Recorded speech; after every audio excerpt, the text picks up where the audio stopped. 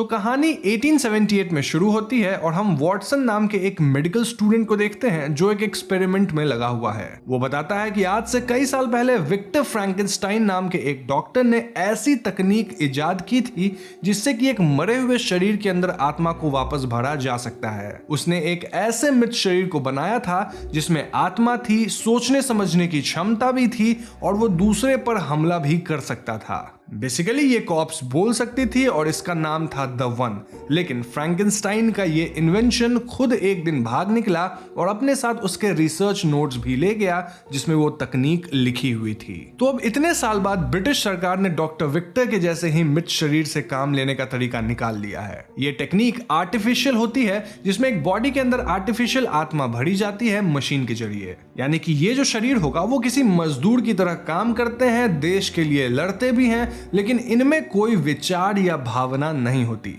इस तकनीक को नेक्रोवेयर कहा जाता है और ये बिल्कुल किसी कंप्यूटर प्रोग्राम जैसा है। यानी देखा जाए तो पहले जिस डॉक्टर ने बनाया था वो काफी नेचुरल सा प्रतीत होता था, लेकिन ये वाला बहुत ही ज्यादा आर्टिफिशियल है। तो आज वॉटसन भी नेक्रोवेयर के जरिए अपने दोस्त फ्राइडे के शरीर को जिंदा करता है, लेकिन कहीं ना कहीं वॉटसन विक्टर की तरह अपने दोस्त को आत्मा से ही जिंदा करना चाहता था। अतः वो उसकी ट्रेनिंग शुरू करता है जिसमें वो उसे लड़ना और इंसानों की तरह सोचना सिखाएगा। दूसरी तरफ हम लंदन का नजारा देखते हैं जहां लाखों की तादाद में नेक्रोवेयर्स बनाए जा रहे हैं ताकि उनसे काम निकाला जा सके। इस नेक्रोवेयर को एक खास मशीन के जरिए बनाया और अपडेट किया जाता है जिसका नाम है चार्ल्स बैबेज। तो अगले सीन में हम वॉटसन और फ्राइडे को लैब में काम करते देखते हैं जब अचानक वहां एक अंग्रेज ऑफिसर आ पहुंचता है। यह ब्रिटिश इंटेलिजेंस एजेंसी का अफसर एम है जिसे किसी के जरिए वॉटसन और फ्राइडे का पता चल गया है। एम वॉटसन को पहले तो जेल में डालने की धमकी देता है, लेकिन वॉटसन के रिसर्च के बारे में जानकर वो उसे अपने साथ एक स्पेशल ऑपरेशन में शामिल कर लेता है। यहां से कहानी आगे बढ़ती है और हम वॉटसन और फ्राइडे को लंदन में देखते हैं जहां बीच सफर में कुछ रशियन नेक्रोवेयर उन पे हमला कर देते हैं। वॉटसन फ्राइडे को गन चलाने का ऑर्डर देता है और फ्राइडे कई नेक्रोवेयर का सामना करता है। एम का वफादार फेडरिक उन्हें बचाता है और वॉटसन को बताता है कि असल में रशिया ने अपने नेक्रोवेयर के अंदर बॉम्ब छुपाना शुरू कर दिया है ताकि ब्रिटेन पे हमला कर सके। आगे फ्राइडे और वॉटसन एम के पास पहुंचते हैं जो उन्हें उनके मिशन के बारे में बताता है। एम बताता है कि रशिया का एक जाबाज कॉप्स इंजीनियर है एलेक्सी जो इस वक्त कुछ नेक्रोवेयर की सेना लेकर निकला है और अफगानिस्तान के जंगलों में छुपा है। सभी को शक है कि एलेक्सी ऐसे मृत लोग बनाने की कोशिश में है जिनमें आत्मा और बुद्धि हो ताकि वो दुनिया पे राज कर सके। यही नहीं, एम का कहना था कि इस वक्त एलेक्सी के पास विक्टर की खोई हुई नोट्स भी मौजूद है जिसका इस्तेमाल वो अपनी आर्मी खड़ी करने में कर सकता है। एम चाहता है कि वॉटसन एलेक्सी का पता लगाए और उसे रोके। तो अगले दिन वॉटसन, फ्राइडे, फ्रेडरिक और एक रशियन निकोलाई मिलकर अफगानिस्तान के लिए निकलते हैं ताकि समय रहते एलेक्सी को रोक सके। वॉटसन को निकोलाई पर भरोसा नहीं होता क्योंकि वो भी रशियन है, लेकिन निकोलाई बताता है कि रशिया खुद भी एलेक्सी को रोकना चाहता है। उनके पास पक्की खबर है कि एलेक्सी ने विक्टर की थियरी पकड़ ली है और वो एक्चुअली में असली आत्मा वाले नेक्रोवेयर बना रहा है जिससे पूरी दुनिया पे खतरा है। इधर अफगानिस्तान पहुंचते ही वॉटसन की टीम पे नेक्रोवेयर की एक सेना हमला कर देती है। ये मृत बहुत एडवांस लग रहे थे जो जानते थे कि उन्हें कब किस पर हमला करना है। वॉटसन और निकोलाई इन नेक्रोवेयर में इंसानों जैसी इंटेलिजेंस देखकर चौंक जाते हैं और इस हमले में इनकी जान बचाती है हेडलाई जो खुद यूएस प्रेसिडेंट की खास सेक्रेटरी थी।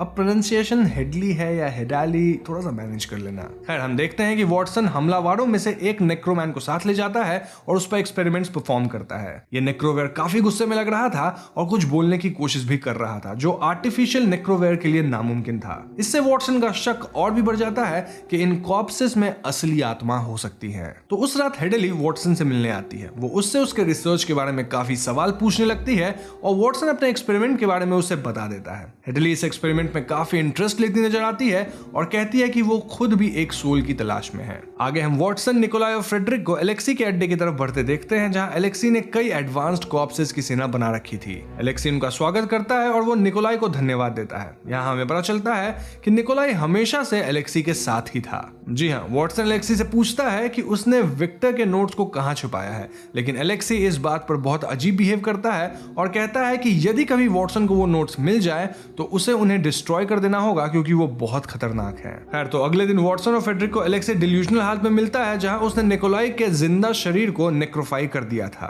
वो रिवील करता है कि उसने ऐसे ही अपनी एडवांस सेना बनाई है जहां वो दूसरे जिंदा लोगों को लाशों में बदल रहा है। जी हाँ, वॉटसन ये मानने से साफ इनकार कर देता है कि विक्टर के रिसर्च में ऐसा कुछ भी लिखा हुआ था। वो कहता है कि विक्टर ने आत्मा को वापस शरीर में डालने की तकनीक बनाई थी जो ये कभी नहीं हो सकती।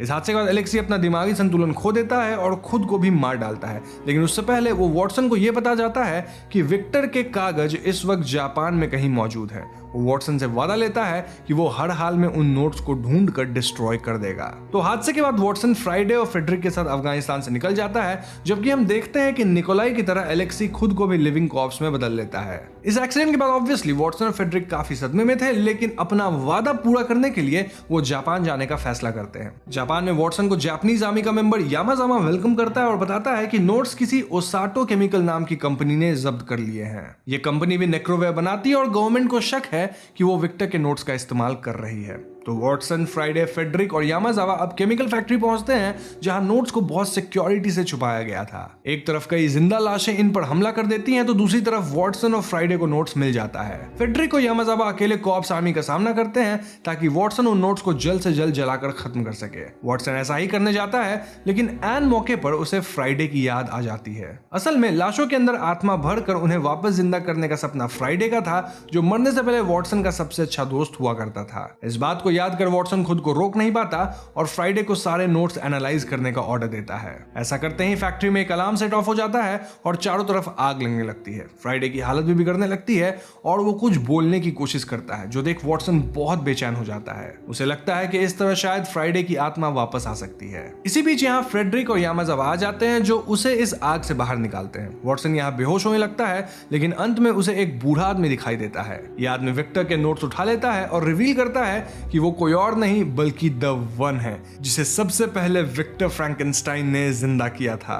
जी हाँ दोस्तों, नेक्स्ट सीन में हम वॉटसन और फ्राइडे को यूएसएस रिचमंड नाम की जगह में देखते हैं। पता चलता है कि हेडली कल रात उन्हें बचाई थी। हेडली बताती है कि फ्राइडे कल रात के बाद बहुत वॉयलेंट हो गया है, इस वजह से उसे ड्रग की मदद से शांत किया गया है। यहाँ वॉटसन एनालाइज करता है कि हो ना हो फ्राइडे ने कल रात विक्टर की किताब को पूरी तरह समझ लिया है और वो उसे कुछ बताने की भी कोशिश कर रहा है। दूसरी तरफ प्रेसिडेंट खुद फ्रेडरिक से बात करता है और वॉटसन के रिसर्च के बारे में जानने की कोशिश करता है, लेकिन फ्रेडरिक बहुत गुस्से में था क्योंकि एलेक्सी की चेतावनी के बावजूद वॉटसन ने विक्टर की किताब को डिस्ट्रॉय नहीं किया था। इस वक्त वो किताब द वन के हाथ में है, जो कुछ भी कर सकता है। दूसरी तरफ हम द वन को देखते हैं, जिसने किताब की मदद से दुनिया भर के सारे कॉप्स आर्मी को अपने वश में कर लिया है। वो रिचमंड के अंदर के क्रू इंक्लूडिंग फ्राइडे को भी काबू में कर लेता है। ये मृत लोग अब प्रेसिडेंट और हेडली पर भी हमला कर देते हैं, लेकिन हेडली इन सभी माइक्रोवेव को अपने स्पेशल पावर से हरा देती है। वो वॉटसन को बताती है कि उसे कुछ स्पेशल साउंड वेव्स क्रिएट करना आता है, जिससे कि कॉप्स काबू में किए जा सकते हैं। यही नहीं, वो ये भी बताती है कि असल में वो कोई इंसान नहीं बल्कि एक ऑटोमेटॉन यानी आर्टिफिशियल इंटेलिजेंट रोबोट है,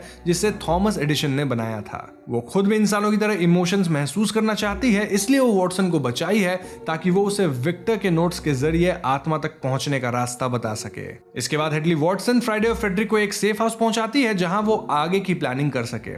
अब तक फ्राइडे बहुत वॉयलेंट होने लग गया था और एक फ्लैशबैक से हमें बताया जाता है कि पास्ट में फ्राइडे ने मरने से पहले वॉटसन से कहा था कि वो उसके शरीर को नेक्रोवेयर से जिंदा करे। फ्राइडे ने यह भी कहा था कि अगर उसे खुद कभी आत्मा के बारे में पता चलेगा तो वो वॉटसन को हिंट देगा। यह हिंट एक कलम था जो मरने से पहले फ्राइडे के पास था। तो प्रेजेंट टाइम में फ्राइडे वॉयलेंट होने लगता है, लेकिन वॉटसन उसे होश में लाने की कोशिश करता है। हम देखते हैं कि कहीं ना कहीं फ्राइडे उसे पहचान पा रहा था और वो वही कलम वॉटसन की तरफ पॉइंट करता है, इंडिकेटिंग कि उसे सचमुच सोल का पता चल चुका है। खैर, किसी तरह वॉटसन फ्राइडे को शांत करता है और उसे द वन के पावर से आजाद कर देता है। वहीं दूसरी तरफ एम अपना मोटिव सामने लाता है जब वो खुद द वन को किडनैप कर लेता है। द वन की आर्मी उसका कुछ नहीं बिगाड़ पाती क्योंकि एम उन सभी को हेडली की भांति साउंड वेव से हरा देता है। एम का मकसद पूरी दुनिया को एक कॉप्स आर्मी में बदलना था ताकि इंसानियत पूरी तरह खत्म हो जाए। वो चार्ल्स बैबेज की मदद से दुनिया के सारे कॉप्सेस को विक्टर की तकनीक से मैनिपुलेट करना चाहता था। इसीलिए वो वन और विक्टर की किताब लेकर लंदन की तरफ बढ़ता है,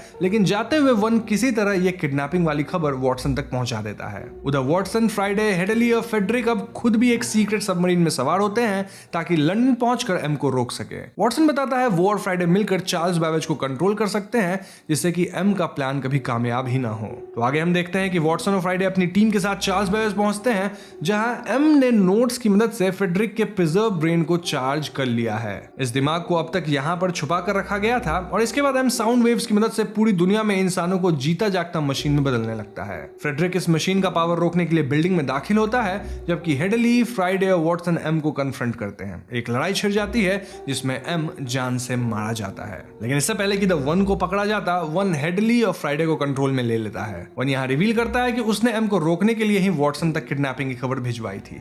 अब जबकि एम खुद रास्ते से हट चुका है तो वो अपना मकसद पूरा करेगा। यहाँ वन दुनिया के सारे कॉर्प्सेस का इस्तेमाल करके अपने लिए एक ऐसा शरीर तैयार करना चाहता था जहां उसकी ब्राइड की आत्मा प्रवेश कर सके। इसके लिए वो हेडली के शरीर को चुनता है और खुद के कॉन्शियसनेस को फ्राइडे में ट्रांसफर करने लगता है, लेकिन इससे पहले कि वो कामयाब होता, बिल्डिंग के अंदर एम पावर बंद कर देता है। इसके बाद फ्राइडे भी वॉटसन को याद कराता है सब कुछ and in the end one को मार गिराता है। इसके बाद हेडली भी धीरे धीरे वापस अपने आपे में आने लगती है। अब हेडली, एम और वॉटसन यहाँ से बाहर निकलते हैं, जहां वॉटसन हेडली को बताता है कि कहीं ना कहीं हेडली अपने खुद की कॉन्शियसनेस डेवलप करने लगी है क्योंकि उसने वन के पावर का सामना किया है। वहीं हेडली भी वॉटसन को इनकरेज करती है कि वो अपनी रिसर्च जारी रखे और फ्राइडे को पूरी तरह वापस लाने की कोशिश करे। हम देखते हैं कि कहानी वापस फर्स्ट सीन में पहुंच जाती है, जहां वॉटसन के पास अब विक्टर और एलेक्सी के नोट्स हैं, जिनकी मदद से वो फ्राइडे को रिजरेक्ट करने में लगा हुआ है। एंड सीन में हम वॉटसन को लंदन के बीच में देखते हैं। वो अपने पार्टनर शर्लॉक होम्स के साथ आता है